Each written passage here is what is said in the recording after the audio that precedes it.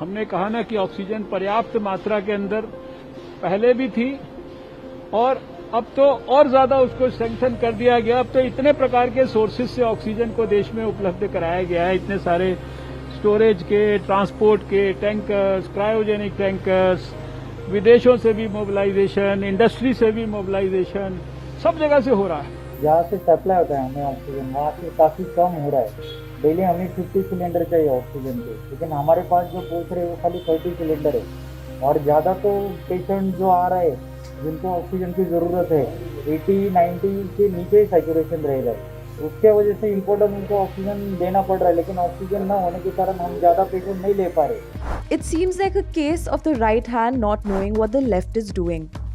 The fallout of the ban on industrial use of oxygen has been a significant one. Over the last 10 days, the country's largest oxygen cylinder manufacturing units, mostly in Gandhidham, Gujarat, have had to halt production. The reason? These cylinder manufacturing units were included in the ban on use of industrial oxygen, and despite a Ministry of Home Affairs clarification on April 27th that liquid oxygen should be supplied to oxygen cylinder manufacturers, the ban is yet to be lifted.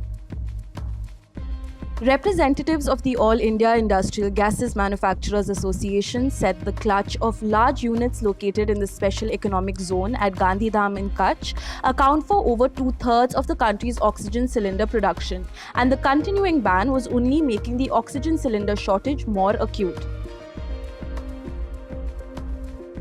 AII-GMA President Saket Tikku said that during the second wave of the COVID crisis, the demand of oxygen in the state of Gujarat shot up between 1,200 and 1,500 metric tons a day, while the collective requirement of the cylinder manufacturing plants in the state is just 11 metric tons a day. This has been red flagged at the highest level in government, but critical plants remain shut. The manufacturers are a harried lot, saying they are getting hundreds of requests for oxygen cylinders on a daily basis. Their existing orders from the central government, state governments, and from hospitals nationwide are stuck.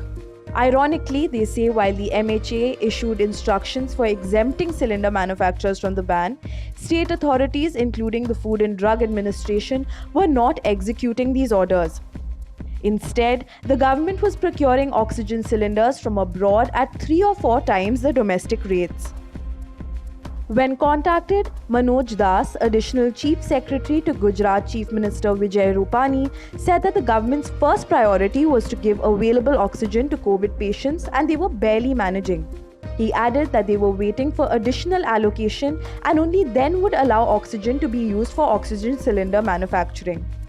Officials in the largest cylinder manufacturer, Everest Kanto Cylinder Limited, said the situation is desperate.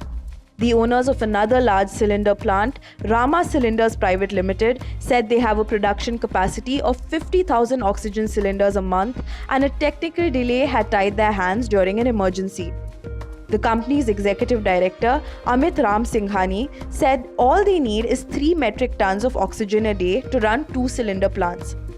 Hundreds of emails and frantic phone calls are coming, but the plants are shut, making them helpless in an already desperate situation.